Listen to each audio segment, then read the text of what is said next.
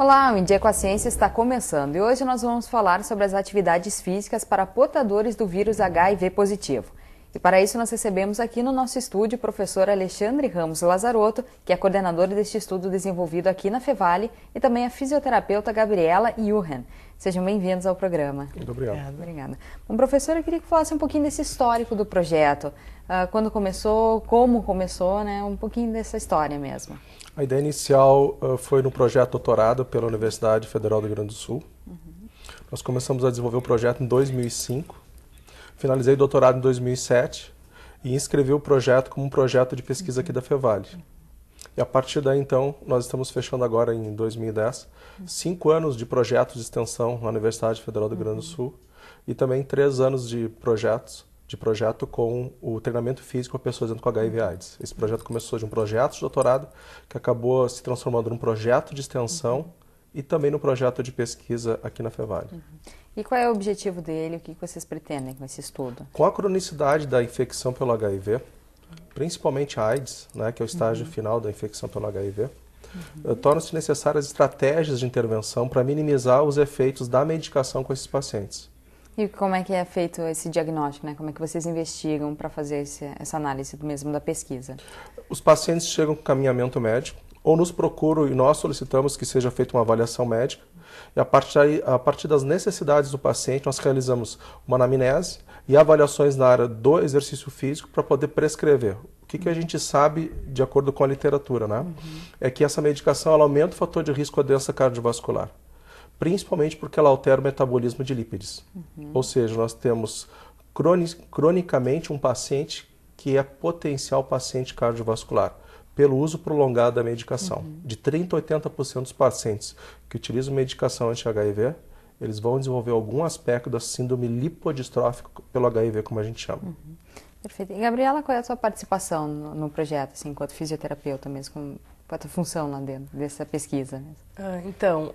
Eu realizo orientações e também supervisão dos participantes durante a realização dos exercícios, principalmente com o objetivo de evitar lesões musculares, né? E também, caso essas lesões ocorram, eu realizo uma orientação no tratamento inicial dessas lesões. Como é que é feita essa coleta de informações? Assim, é realmente atividade física e vocês vão observando as reações durante deles, o exercício físico, a gente vai observando e através do relato dos próprios participantes também. E o que você já tem observado assim, nesse tempo? O que eles já têm comentado? Na verdade, né? Acredito que devido a essa orientação que a gente dá, não ocorrem muitas lesões durante os exercícios. Então, eu acredito que é muito importante a realização dessas orientações para evitar as lesões, para não precisar eles pararem o treinamento para então tratar. E sim, a fim de realizar Esse acompanhamento. Isso, esse acompanhamento. E, professor, como é que está estruturada essa pesquisa? Quais são os passos? Ela está dividida de alguma forma? São etapas? Como é que está isso? Existe um convênio entre a Fevale, que é um convênio pioneiro, né, entre a Fevale e a Universidade Federal do Rio Grande do Sul, para desenvolvendo essa pesquisa. Então, nós temos um local de treinamento na URGS, onde os pacientes treinam 3 vezes por semana. Nós temos acadêmicos da educação física, aqui da Fevale conosco, lá no projeto. Temos o pessoal do aperfeiçoamento científico, como a Gabriela, que é formada em fisioterapia pela Fevale e está conosco, fazendo toda a sua coleta de dados e também orientação, como ela falou, lá em Porto Alegre. E o programa é desenvolvido durante 2 horas. Nós atendemos atualmente 20 pacientes, sendo que temos uma oscilação, dependendo do estágio clínico que se encontra cada paciente, entre 14 e 18. Mas temos inscritos conosco 20 pacientes que realizam treinamento aeróbio e treinamento de força. Tem algum perfil desses pacientes, algum limite de idade ou até mesmo a cidade? Como é que eles chegaram até a expressiva maioria, Porto Alegre, Grande Porto Alegre, faixa etária de 28 até 70 anos. Bastante variado, assim. Sim, nós temos hoje pessoas com AIDS na faixa etária da terceira idade que utilizam a medicação e levam uma vida praticamente normal. E a expressiva maioria também de homens. A gente viu também, né, que o projeto, né, ele aborda questões nos parâmetros imunológicos, virológicos, cardiorrespiratórios e muscular. Como é que é feita a análise em cada um desses itens? Como é que vocês observam cada um desses aspectos? A avaliação cardiorrespiratória, a gente recebe um resultado de uma ergoespirometria, né? Ou realizamos avaliações para diagnosticar duplo produto, para diagnosticar a frequência cardíaca de repouso e a partir daí prescrever o treino. A avaliação muscular é realizada nos aparelhos de musculação, assim como o treino, né? Em aparelhos ou em pesos livres, a maioria em aparelhos para evitar lesão.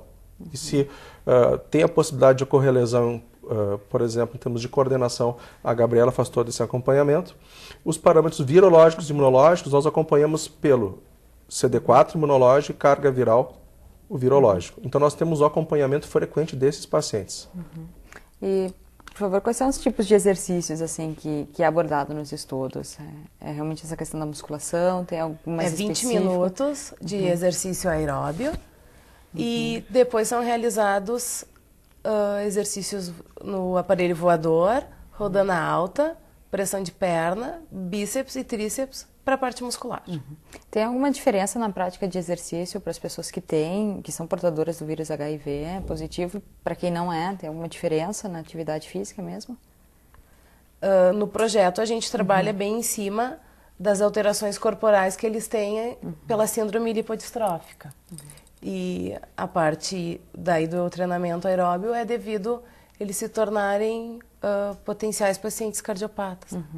E como é que vocês chegam a esses possíveis diagnósticos, como é que vocês avaliam? Quando ele entra no projeto, ele traz alguns exames. Nós realizamos o contato inicial. Então, o paciente entra em contato pelo telefone celular, agendamos uma entrevista inicial lá na URGS. Nessa entrevista inicial, nós coletamos dados clínicos e solicitamos alguns exames que são exames de rotina. Por exemplo, perfil lipídico, glicemia, se ele já fez alguma ergoespirometria, que a gente tem como avaliar a capacidade cardiorrespiratória. Então, se ele se apresenta com perfil lipídico alterado, glicemia alterada, é o que acontece, né, em quase todos os pacientes que utilizam a medicação, esses critérios são considerados na hora de prescrever o treinamento. É lógico que, dependendo do nível de aptidão física dele, nós vamos prescrever uma maior ou menor intensidade.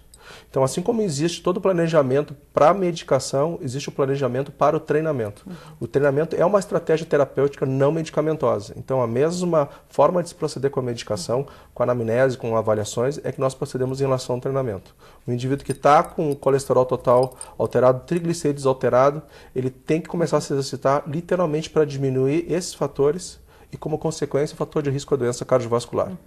E qual é o benefício que vocês podem apontar para esses portadores, né, a partir dessa prática de atividade física? Talvez o benefício principal não esteja concentrado na questão biomédica, esteja concentrado na relação interpessoal que o projeto proporciona. Por quê? Lá existe uma equipe de profissionais e acadêmicos que os recebe muito bem e que principalmente não faz nenhum julgamento em relação à sua condição sorológica. Então eles se sentem à vontade para falar sobre a medicação. Todos ali sabemos quem são portadores e quem não são. Então não existe nenhum tipo de preconceito que favorece a aproximação e adesão ao projeto. Se a gente fosse colocar como benefícios biomédicos, o principal benefício que a gente tem é aumento de massa magra, ou seja, musculatura e diminuição de massa gorda. Esse é o principal benefício que a gente tem sem alterar parâmetros como carga viral e CD4, que é fundamental para o paciente HIV, porque não adianta a gente estar melhorando a condição cardiovascular dele e estar diminuindo a resposta imunológica. Esses são os principais aspectos biomédicos, né? Aumento de massa magra e diminuição de massa gorda. Diminuição de perfil lipídico, diminuição de glicemia.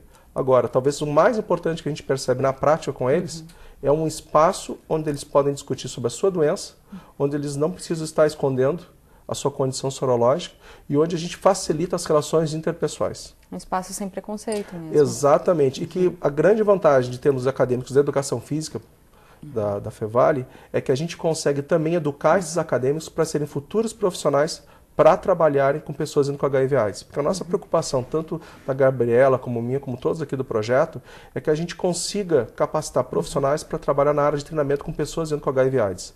Tanto é que esse nosso projeto já está na África, né? Sim. Então, como é que chegou até lá? Como é que foi o professor Prista expansão, foi minha banca de doutorado. Discutimos sobre o projeto, ele se mostrou bastante interessante. foi realizado um convênio entre a Universidade Pedagógica e a Universidade Fevale.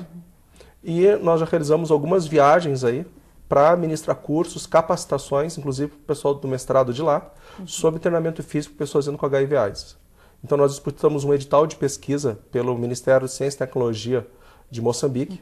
Fomos agraciados, a universidade vai receber uma verba de $26 mil para investir no projeto lá. Então o que é interessante é que o que nós estamos construindo como pesquisa na Fevale está se tornando algo internacionalmente conhecido.